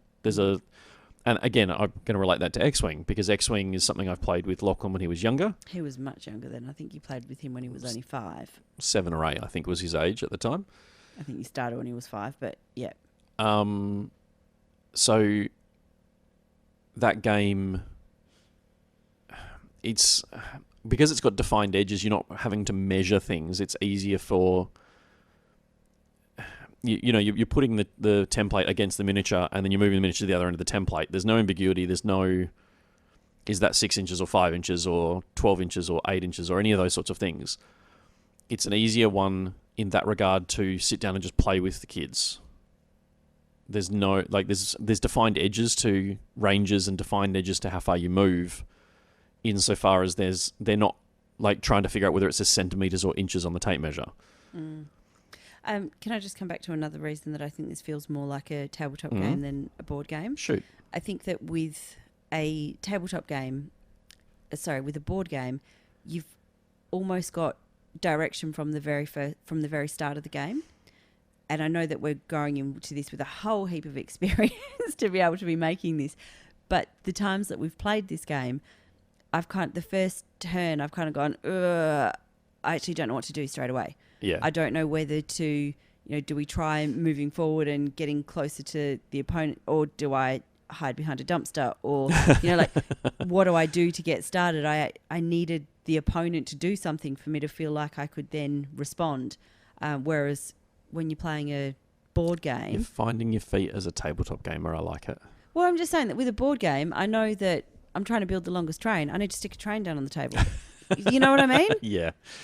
So it just feels much clearer when I'm playing a board game. This feels a lot more ambiguous. It's another polar opposite for us. So for tabletop games, if you look at the way I play 40k in particular, I am an aggressive player. I don't like watching you play 40k. You annoy me. You narrate the whole thing. But that's how I play. I know. Again, all that happens in my head, which is totally the opposite. Normally I'm the one sharing and talking, and I'm thinking, can you give me something here? Can I get something back from you? And then we play a game. I'm like, could you keep a little bit back? Any of it. Pick any bit not to share out loud. So for the game, you want the opponent to do something so you have something to respond to. For me, I want to be the person dictating the game and going, no, I'm going to make you respond to what I'm doing, and I'm going to force you to do what I want you to do. And yet when we played it, both times you didn't. You were actually really conservative with how you started, because I was watching you. I got you to go first. I was watching you for cues, and you hung back and you waited. So that was partly to do with who we were playing and still learning the rules. Yeah, I think it was because we were still learning the rules and still, whether that changes for me as I'm playing and I know that, okay, well, in this particular mission, this is the objective, and so I'm going to go after that objective. But yeah, I do feel as though when you're playing a board game, you know what the objective is, and it's really easy to try and... It's not that you know what the objective is. You know what it is, but you also know how to achieve it that's immediately. Exactly it. Yeah. Whereas with this... how to go after it. With this, there's a couple of ways of scoring points, and... And not only are you trying to score points, you're trying to stop your opponent scoring points, whereas with most board games, you're not necessarily trying to stop your opponent. You're just trying to... Unless you're playing Ticket to Ride against Emma, at which point you do try and Oh, my cut goodness. them off. I'm not over that, okay? Wasn't even me. You'll notice that when they're not killing you on Marvel, No, they're trying to they're still stop trying me to building the longest possible train. in Ticket to Ride. So I'm sure our children love me deep down, just They- not when we're playing board games. look, in terms of their competitive mindset when it comes to tabletop and board games, I think they're in the right space. Now, if you are a parent, then one of the things to know is that a secure child is a loud child, and a child that feels safe and secure does feel as though they can try and beat the living daylights out of you in board games. They do So fire a unibeam at their mum. That's it. So if your child is behaving in a completely monstrous way towards you in the same way that my children are, then know that apparently that means that you are doing parenting well, according to all the experts that I work with. Yeah. I can't wait for that conversation. Yeah, so at 7 years old, she her dad beat her up, so then she powered up her unibeam and shot me. Yeah. Probably need more context for those statements. Yeah. Yeah, she threw the Daily Bugle at her dad. That was only because she couldn't get to me. That was literally, I want to throw it at someone who's in range, only Daddy, She right? really wanted to throw it at me and then realised that actually the only one that was in range was you. And so, yeah, out of all the characters, you had the only one that was in range. The irony is So you after got it. reading the FAQ and the rules again last night, you would have been in range. Now I understand how throwing works. Oh, what a shame you got that wrong. So anyway, back to it. In my opinion, this feels more like a tabletop game. I Yeah. wouldn't say it feels like a tabletop war game. No, it's definitely skirmish scale. Yeah. See, that's another part about Protocol will be really interesting, is if they come out and go, okay, cool, here's the Chitauri mission, and you can field a bunch of one threat, low level, the minions in all of these things, whether it's the Chitauri from the first Avengers movie, or whether it's the Ultron clones from the second Avengers movie, or I was going to say something really political in the context that we're in at the moment, but I'm not going to. Yeah. So I don't have to edit it. Yeah. Or even just like basic shield agents and Yeah. basic Hydra agents and those one threat level generic. Yeah. Expendables. Yeah. It'd be interesting to see them add those where you buy a box of 5 of them with 5 stat cards and, No, don't do that. Because then it does move into the... No, I'm equating it to Malifaux. So Malifaux is definitely a skirmish game. The model count for Malifaux is 3 to 12. Even at 12, you're playing the Bayou Gremlins a lot of the time to get to that. Or I used to do it with Ramos with his steampunk spiders. So See, if ever I'm playing 40k, I'm playing Custodes. I want 16 models on the table. I need Knights, to do 4. that. Perfect. You get me a squad of knights and we'll do that. Because I can... right, Okay, she's no, just I said it. didn't- What a shame. I'm buying all the shops knights. are closed. But, because I can probably hold on to information about 4 models. But if all 5 of those Hydra agents are the same, exactly the same, Still got to work out who's moving where when. I'd put definitely for this game, to keep it superhero focused, I'd definitely put a limit on it. So you couldn't just spam 18 Hydra agents in an 18 threat level game. But if I'd put it in there and go, if you include a model with the leadership Hydra ability, you can have up to 3. Or, that sort of, to allow for the fact that when you've got an evil overlord, you have his minions. Yeah. And by the same token, Captain America would have shield agents, like you saw at the start of Winter Soldier when he boards the boat. So I could see them doing something like that to add, because 18. I would quite like to play with the the team that Captain America takes in at the end of, he's got, I actually can't remember any of their names. The guy with the moustache and the ones that he leads in to get all of the prisoners out. Which movie? I think it's Captain America. Yeah, there's 3 of those. Which one? I think the first one. Oh, so you're talking about the original, the first Yeah. Avenger movie. So you'd want to go back to the Howling Commandos. Yes, them. I want to play with them. So And Peggy Carter. But that'd be cool. Yeah. So And that's, I think, one of the things is that very much for me, it's about the narrative as well. yeah, So that's why I did not like playing yesterday with a mix of good guys and bad guys. Yeah, Like, I either want to be the good guys or I want to be the bad guys. And And I'm fine playing the bad guys. And I can see that being a theme for at least for our household for playing this game, is that someone takes the good guys and someone takes the bad guys. Yeah, and it will be the kids have the good guys and we have the bad guys. Yeah, I'm fine with that. Yeah, I know you are. Yeah. I'd be quite happily, like, I was talking about it with Lachlan yesterday, and he's going, oh, they could do War Machine, and they can do Falcon, and there's like the Avengers of dozens of characters they can throw in. The Guardians of the Galaxy are coming. The Spider-Verse is coming. You've got the Sinister Six that I think they've got 2 or 3 of so far for Spider-Man's bad guys. All right. I'm not a Spider-Man person, so I No, don't really so know we've what got Sinister Doctor Six Octopus and Venom, but then you've got the Rhino, the Vulture, Scorpion, Mysterio.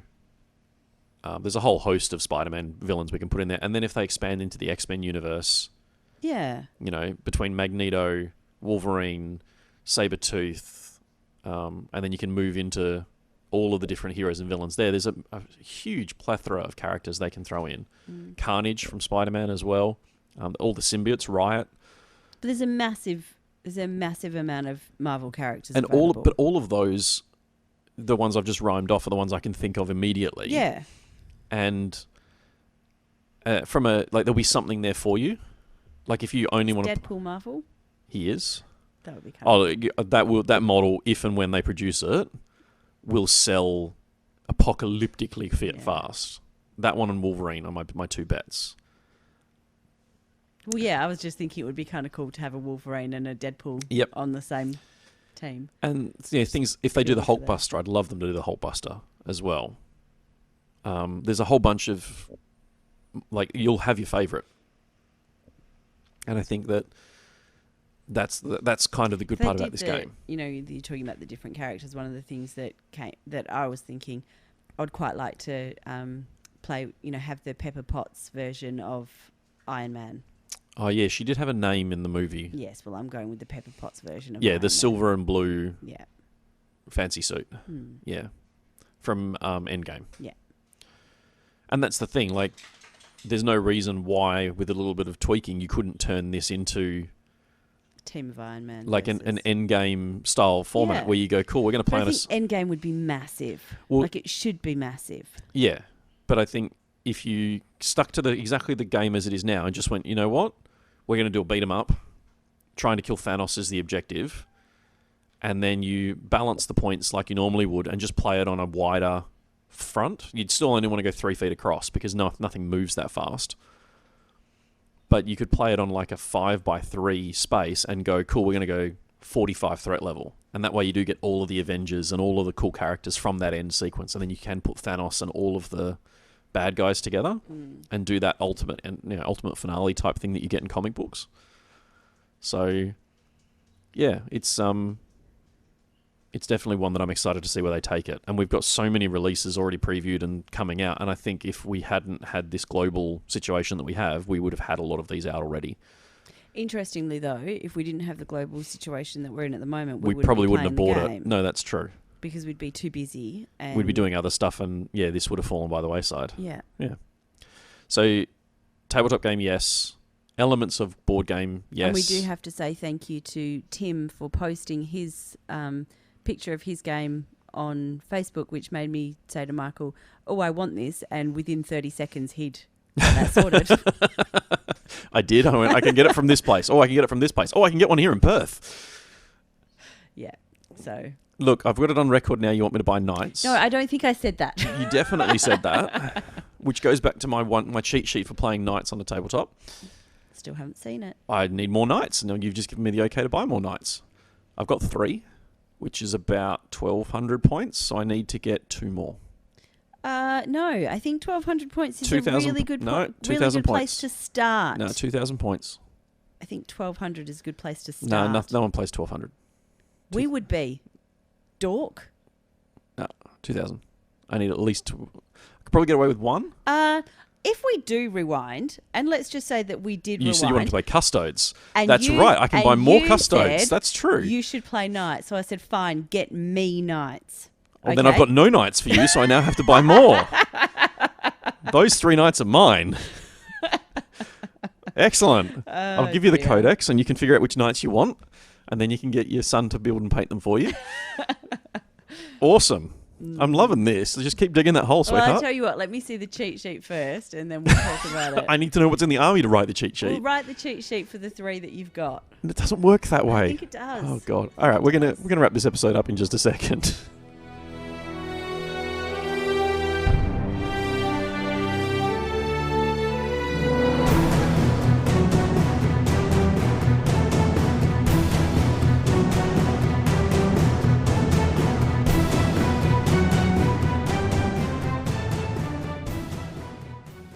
So I've just had a quick think about these Oh, nights. Jesus. Like, what was it, 3.5 seconds? Just long enough for me to save the last file. Right. I'll do the editing later. I don't care about that at the moment. Yeah. So I don't have a Valiant or a Castellan. What's this eye? Well, I'm trying to think about knights that I can borrow to run myself. Who are you going to borrow them from? From Lachlan. He's building and painting them. Are you going to build and paint them? No. Well, then they're his. Right. So, if I'm not allowed to have them, I don't see why I can't have them. You didn't build or paint this house. no, that's true. I didn't build it, but I painted it. Yeah, Do you still get to enjoy it? Is it still your house? yeah. There you go then. Doesn't matter who builds and paints it, does it? All right, that's an interesting line to take. I'm sure I can sort of use that to my advantage at some point. I don't think you can. I'll have a I think wouldn't about that one. recommend it. Just to other people who are contemplating trying to get your partners into this, don't use their words against them. It really doesn't go down well. I do think this is a really good game for getting your partner involved, particularly if they enjoy the movies. Yeah. It's a really easy way of... And for kids as well. If Yeah. They, I don't know if most kids enjoy Marvel. Our kids enjoy Marvel. But I think if they're interested in playing a game with the characters, then you're half the battle's already won. Hey, I really liked that movie with that character. It'd be cool if I could play a game with that. Even if they can't remember what the characters are called.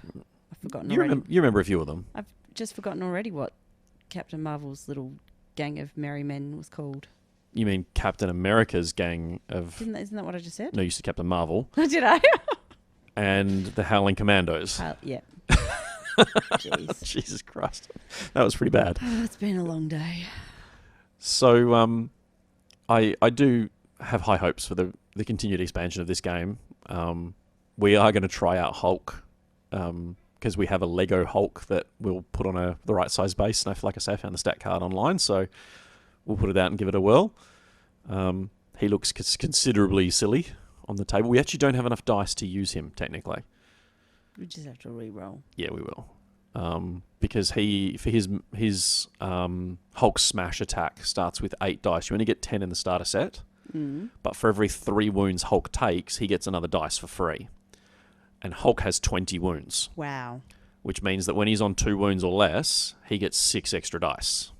Which means he's rolling 14 dice against whatever he's attacking. And at the moment, other than Hulk, everyone has like 6 stamina. 6 was the biggest that I... That was Ultron. And, yeah. Red Skull had 6 as well. Yeah. So But for Hulk to have 20 and then be rolling 14 dice, where but other characters had like 4. So I think there's 1, 2, 3, 4. I think there's 7. 1, 2, 3, 4, 5. I think it's 5 or 4 of the faces are successes for an attack. He's going to be rolling a lot of successes. On 14 dice, I would be expecting him to one-shot characters if he's that critically wounded. But that'll be fun to find out. So, yeah, I can definitely see this being a rabbit hole to like dive down headfirst into. I'm quite looking forward to it. And look, you know what? If I have to buy another set of dice to run Hulk, then I might as well just buy another starter box. Because like between the dice and the terrain, now the starter box is almost free. we don't need any more terrain. But we might. Why? Why would we need terrain? Because like, the cars are cool, and having 2 more buildings for the kids to throw around would be cool. And I am not buying that.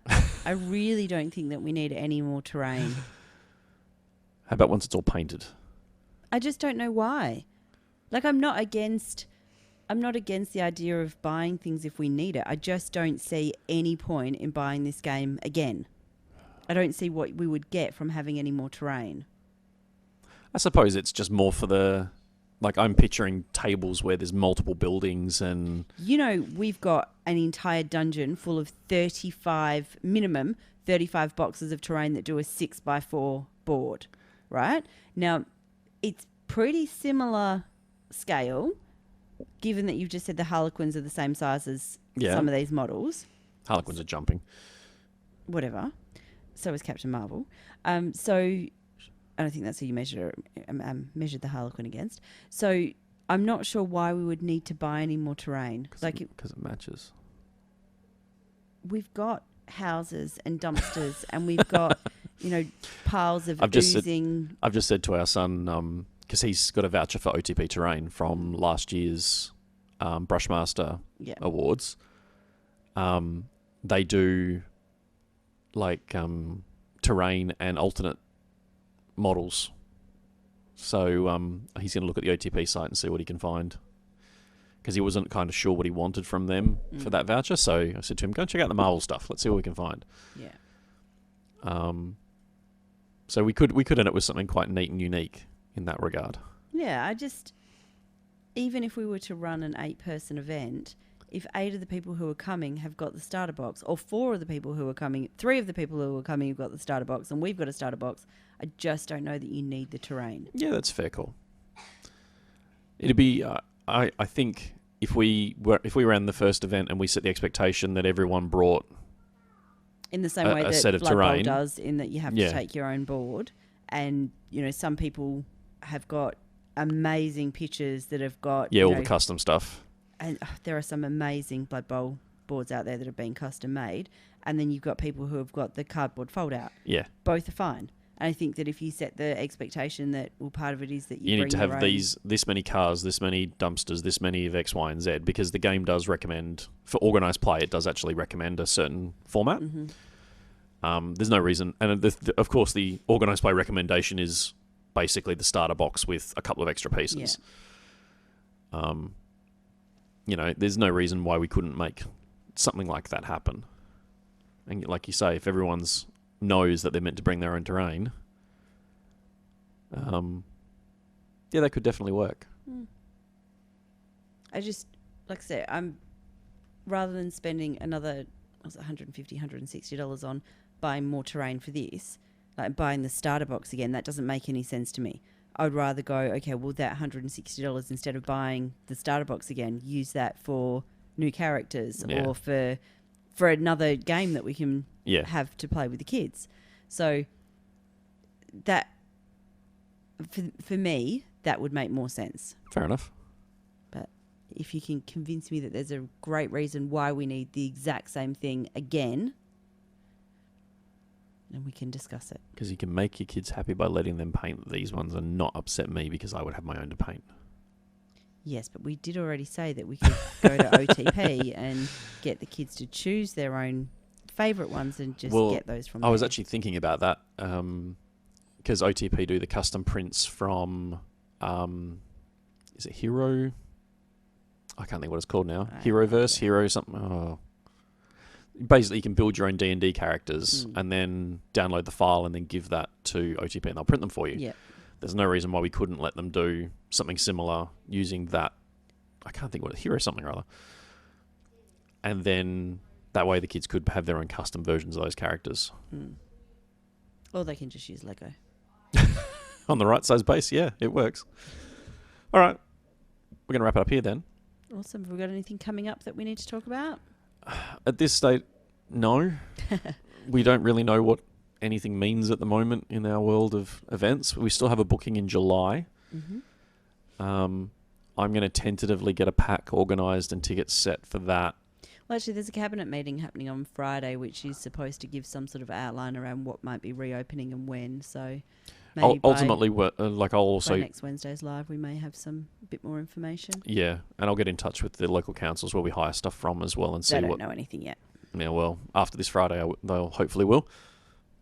It's a local council. I would give them at least a week after any kind of cabinet meeting for things to filter down. I don't know. I feel like there's a lot of very anxious people in the community, regardless of where you are in the world at the moment. who are looking for answers. Yeah, but I also think that particularly with local councils where you're hiring venues, they need to make sure that they're covering, that everything has been covered and all the different policies have been looked at. So things move slowly in the area of local government, and while I think that they're going to be doing everything they can to be as speedy as possible and react and be as proactive as possible, I still think it's going to take at least a week before they're going to have any information. Yeah, probably. So. We'll see. As soon as we know, you'll know. Mm-hmm. Other than that, I'm gonna be able to undercoat part of these. I've got a can of black, so I can undercoat a couple of these models.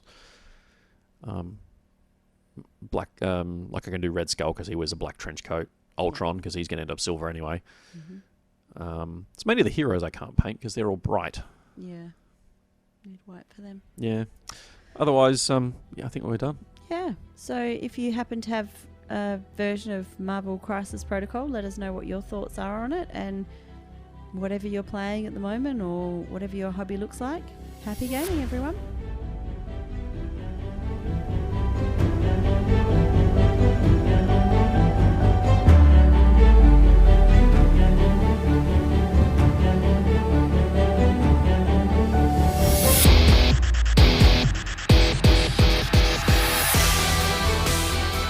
You've been listening to the Objective Secured podcast. If you'd like to get in touch, you can visit our website, objectivesecured.com.au. You can find us on Facebook, Facebook.com/Objective Secured, or you can email us, obsec@optusnet.com.au. Thanks for listening.